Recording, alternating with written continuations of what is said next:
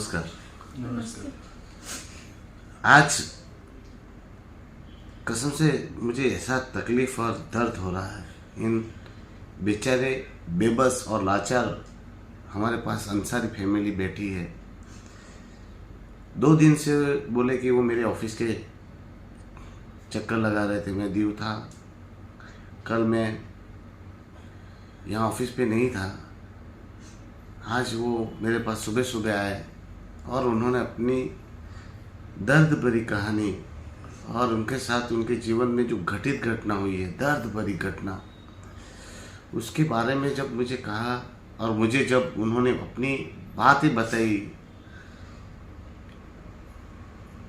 मैं आपको ये वेदना आपके सामने मैं बयान नहीं कर सकता।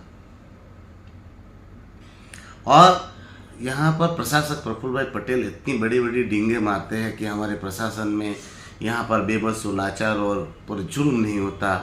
हमारा प्रशासन जो है वो सबको एक समान देखता है, सारी फैसिलिटीज़ देता है। उसकी पोल खुलती है और ऐसी घटनाएं बार बार हो रही है। आज जो हमारे सामने फैमिली बैठी है, उन्होंने एक 14 साल की अपनी मासूम बच्ची को खोया है, अपने जिगर के कलीजे को खोया है। और जो व्यक्ति अपने परिवार का अहम सदस्य और अपने प्राणों से भी प्यारी चीज़ को खोता है और उसका दुख और दर्द क्या होता है वो मैं भली भांति जानता हूँ। मैं भी एक बेटी का बाप हूँ, एक बेटे का बाप हूँ। तो मैं अपने बच्चों से जितना लगाव रखता हूँ और मुझे उनसे जितनी मोहब्बत है, उस प्रकार से मैं इनके दुख और दर्द को बिल्कुल महसूस कर रहा हूँ और उनकी वेदनाओं को भी महसूस कर रहा हूँ।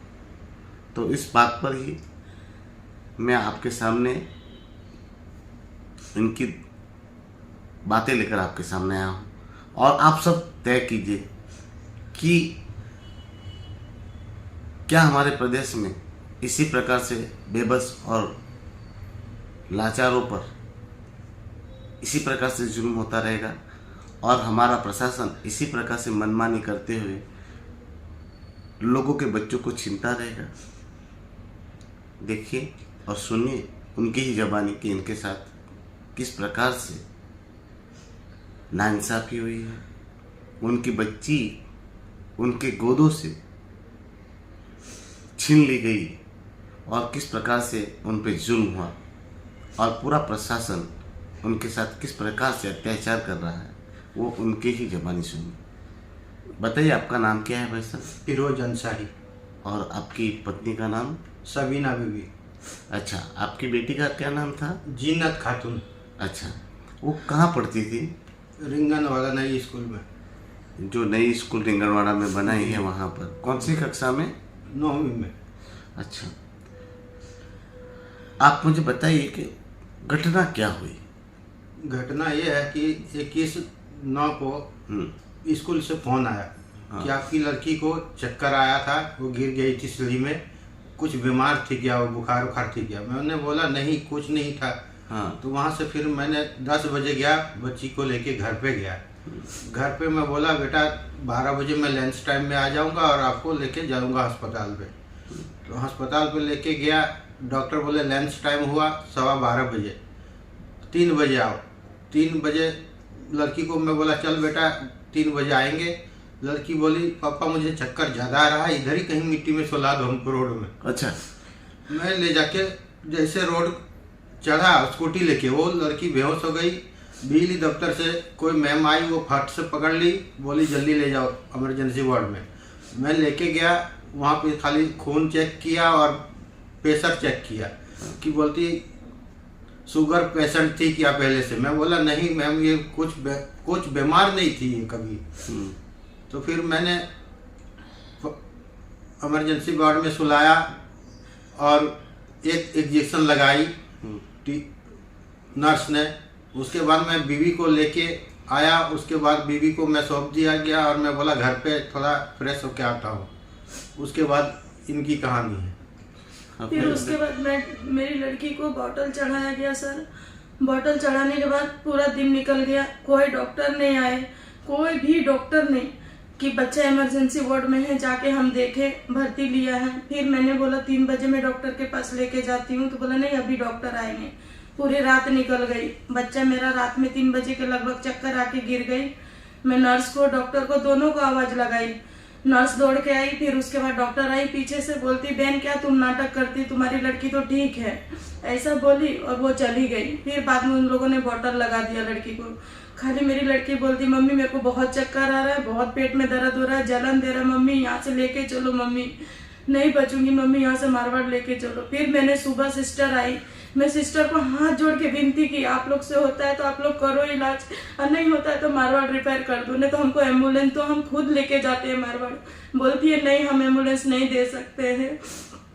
फिर हमने बोला ठीक है तो हम ले जा रहे हैं मारवाड़। नहीं अभी अभी आपको वार्ड में शिफ्ट किया है, आप वार्ड में जाओ।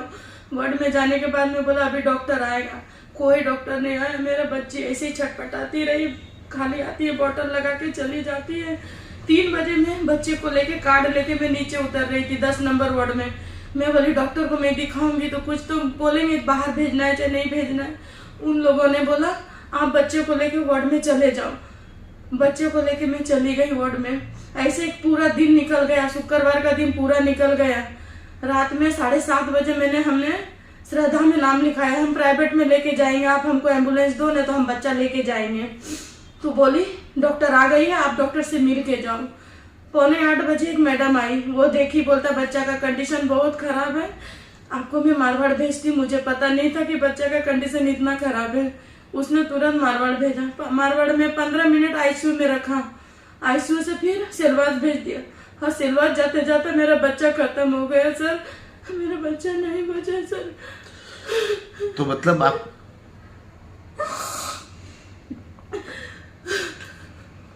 आप कच्ची गम ले गए थे, तो रात को गुरुवार को पूरे पूरा दिन रात रखा सर, डॉक्टर नहीं आया? नहीं आए सर, कोई डॉक्टर नहीं आया। जब आपने मुझे बताया कि शुक्रवार को मतलब डॉक्टर कोई बच्चों को लेके उनके बच्चों को लेके गुरुवार की रात में वो क्या हुआ? वो मैडम अपने बच्चे को लेके आई थी। कौन डॉक्टर? मैडम थी। हाँ, वो आई, 2 बच्चे को लेके आई, लैपटॉप में बच्चे लोग गेम खेल रहे थे, वो भी उधर ही बैठी थी। मतलब वो सरकारी? हाँ सरकारी विभाग की मैडम थी, डॉक्टर थी वो। डॉक्टर थी। हाँ। तो मैं बोली मैडम मेरे बच्ची को ऐसा ऐसा प्रॉब्लम हो रहा है। रात की बात है? हाँ रात की बात है, गुरुवार की रात की बात है। मैं बोली मैडम बच्चे को ऐसा ऐसा प्रॉब्लम हो रहा है, पेट दुख रहा है, उसको जलन आ रहा है, चक्कर बहुत आ रहा है। सिस्टर को पता नहीं क्या बोली, उसने बोतल चढ़ा दिया। 3 बजे रात में मैं बच्चे को लेके गई बाथरूम, बोली मम्मी बाथरूम जाऊंगी, तो एक हाथ में मैंने बाटला पकड़ा और बच्चे को लेके गया बाथरूम। उधर से निकाली, जैसे बच्चा गिर गई, बाटला उटला हाथ से निकल गया, पूरा सूजन इतना हाथ हो गया उसका। फिर उसके बाद में सिस्टर आई, वो मौसी लोग आई, उठा के बेड में सुलाई। मैडम आके बोलती है क्या बहन तुम नाटक करती हो, तुम्हारा बच्चा तो अच्छा है। फिर शुक्रवार के दिन वार्ड में शिफ्ट किया तो एक डॉक्टर बैठे हुए थे। मैं बोली सर मेरी लड़की को इतना तकलीफ है सर, चक्कर उसको बहुत आ रहा है। जब वो डॉक्टर बोलते मुझे भी चक्कर आ रहा है, मैं क्या करूँ। मैं बोली डॉक्टर बोले वो डॉक्टर बोले मुझे भी चक्कर आ रहा है। मैं बोली सर आप में और मेरे बच्चे में क्या फर्क है, आप तो सोचो जरा। उन लोगों ने लापरवाही से मार दिया मेरे बच्चे को। कोई डॉक्टर नहीं आए सर, कोई डॉक्टर नहीं आए देखने के लिए वार्ड में। मेरा बेटी बच्चा था सर, मैं किसको पकड़ के रहूंगी जिंदगी भर। फिर आप मतलब वहां से कच्ची गांव से 2 दिन के बाद रेफर किया? शुक्रवार के रात में रेफर किया 8 बजे। हाँ। वहाँ 15 मिनट रखा आईसीयू में, फिर सिलवास मरोड़ आप लाए? हाँ मरवाड़ भेजे। मरोड़ से फिर 15 मिनट आईसीयू में रखा। हाँ। और उन्होंने क्या बोला? कंडीशन बहुत खराब है, हम सिलवास भेजते, वहाँ यदि कुछ सुधार हो जाए तो। रास्ते में ले जाते मेरा बच्चा दम तोड़ दिया। मतलब आप सिलवास सरकारी हॉस्पिटल ले जा रहे? ये लोग इधर से भेजे मेरे को सिलवास में, तो रास्ते में ही दम तोड़ दिया? हाँ हॉस्पिटल पहुँचते दम तोड़ दिया। मेरी आंखों के सामने बच्चे को ऐसा पूरा पंप दे रहे थे, तो मैं तभी समझ गई मेरा बच्चा नहीं रहा मेरे साथ में। मेरा तो एक ही बच्चा था सर, मेरे को इंसान दिलाइए सर।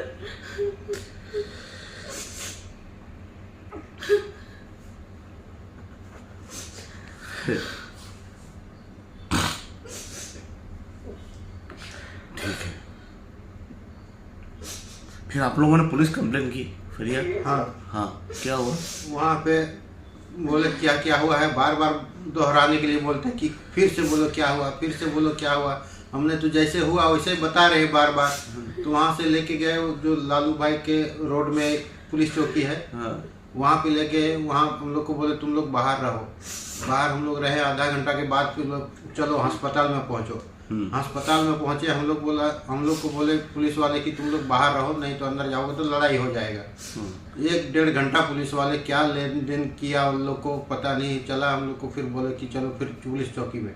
वहाँ से बोले कि हाँ हम लोग सब लिख के लेके आया हूँ, बाद में बताएंगे, 2-4 दिन लगेगा टाइम। बोलते कौन से टाइम में डॉक्टर है, कौन से टाइम में नहीं है, वो सब हम लोग मतलब ये आपने उसी दिन शुक्रवार को ही फरियाद की थी? हाँ सर, शुक्रवार को ही तो शुक्रवार को शनिवार को नहीं, हम लोग पुलिस स्टेशन गए। शनिवार को पुलिस स्टेशन गए? हाँ शनिवार को, शुक्रवार को मेरी लड़की ऑफ हो गई। हाँ। शुक्रवार को, शनिवार को फिर हम लोग पुलिस स्टेशन में केस किए, बाद में हम लोग जाके बच्चे को मिट्टी दिए। हाँ दफन भी। हाँ। चलो ठीक है भाई, परमात्मा परमेश्वर आपकी बेटी को परम शांति दे। फिर आप पुलिस स्टेशन वापस शनिवार तो गए ही, फरियाद भी की। हाँ। तो वापस कितनी बार गए पुलिस स्टेशन? संडे को तो बंद था, फिर हाँ। फिर सोमवार को भी गए, मंगलवार को भी गए, फिर कल परसों भी गए हम लोग। मतलब 22-23 तारीख से हाँ, तब हर रोज जा रहे हैं? हाँ हर रोज जा रहे हैं। पुलिस वाले क्या कह रहे हैं? हम लोग छानबीन कर रहे हैं, खाली इतने बोलते हैं हम, हमारे हाथ में जो सबूत लगेगा तो फिर हम लोग बोलेंगे। हम लोग क्या कर सकते हैं, हम लोग छानबीन ही कर सकते हैं ना, सजा तो हमारे हाथ में नहीं है देने का। मतलब अभी तक एफआईआर कुछ नहीं हुआ? कुछ नहीं हुआ। पोस्टमार्टम भी नहीं किया बॉडी का? एक क्या नाम है वो पूरा डॉक्टर का इंचार्ज है, उनके हाथ में सब डॉक्टर है। वो बोले कि अगर कोई भी डॉक्टर नहीं आया तो मैं उन लोग को नौकरी से हटा दूंगा।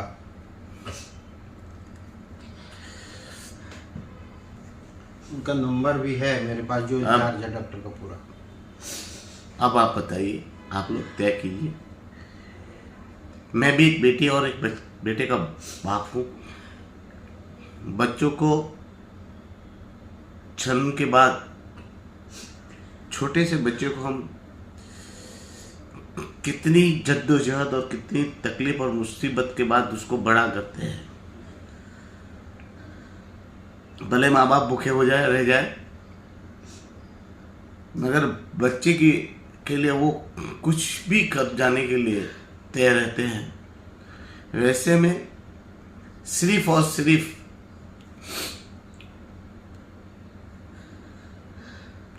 इन सरकारी विभाग की, सरकारी हॉस्पिटल में काम करने वाले कर्मचारी की जिनकी जवाबदेही होती है, उनको तनख्वाह दी जाती है, उनको पूरी सुविधाएं दी जाती है ताकि लोगों की जान सलामत रहे, उनको सुख सुविधाएं मिले। और वो लोग सिर्फ और सिर्फ लापरवाही करने और अपने को सिर्फ टाइम पसार करने के लिए काम करे और लोगों की जान ले ले, उस हद तक चले जाए, वैसे लोगों के साथ क्या करना चाहिए। और ये सरकारी हॉस्पिटलों की स्थिति, ये पहला इंसान नहीं है जिसके साथ ऐसी दर्दनाक घटना घटी है। बार बार ये हमारी सरकारी हॉस्पिटलों में होता आया है। कितनी सारी घटनाएं तो हम लोगों के पास आती ही नहीं, मगर बेचारे दुखी और आहत हो जाते हैं। और जहाँ उनको ऐसा लगता है कि आजू बाजू में पूछते हैं कि हमारे साथ ऐसी घटना होती है, और वो हमारे जैसे लोगों के पास आ जाता है, तब हम करें तो क्या करें। तब हम लोगों को इस मीडिया के माध्यम से, सोशल मीडिया के माध्यम से लोग को जागरूक करने की कोशिश करते हैं और प्रशासन को सचेत करने की कोशिश करते हैं कि ऐसी घटना इन परिवार के साथ हुई, दूसरे के साथ ना हो। ये भी बेचारे यही चाहते हैं कि हमने तो हमारी बच्ची को, कलेजे के टुकड़े को खो दिया, कोई दूसरा व्यक्ति अपने कलेजे के टुकड़े को इस प्रकार से ना खोए।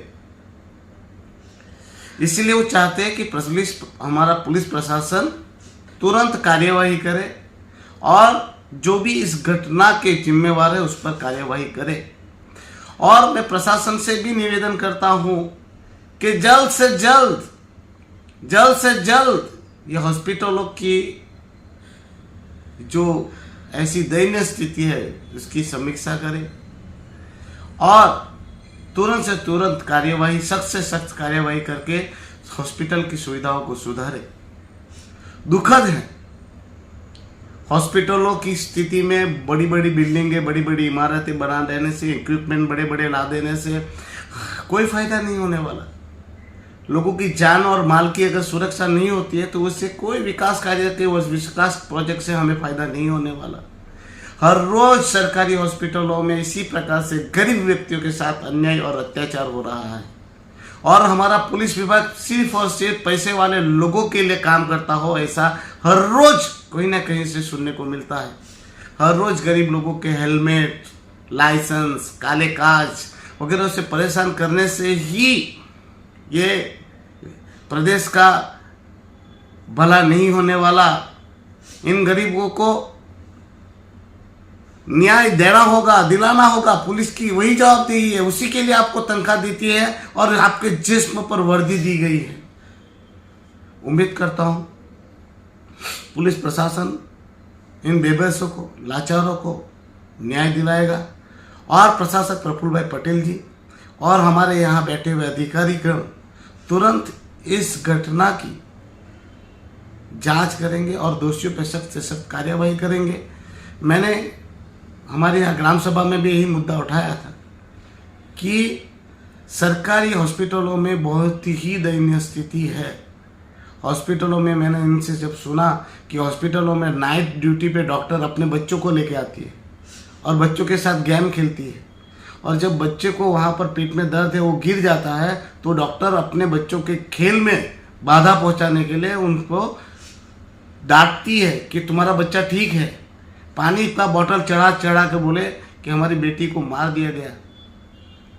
2-2 दिन तक डॉक्टर ने उसकी जांच नहीं की। तो किस बात की पैसा लेता है ये डॉक्टर लोग या सरकारी हेल्थ विभाग के कर्मचारी? और क्यों बिठाया है हमने ऐसे निकम्मे लोगों को? मैं ये कहता हूँ ये लापरवाही से घटी घटना नहीं है। इन लोगों ने एक मासूम बच्चे की हत्या की है और हत्या की धाराएं लगनी चाहिए इन दोषियों पर। उम्मीद करता हूँ प्रशासन जागेगा, लोग भी जागेंगे और आगे चलकर ऐसी घटना दोबारा ना होगी।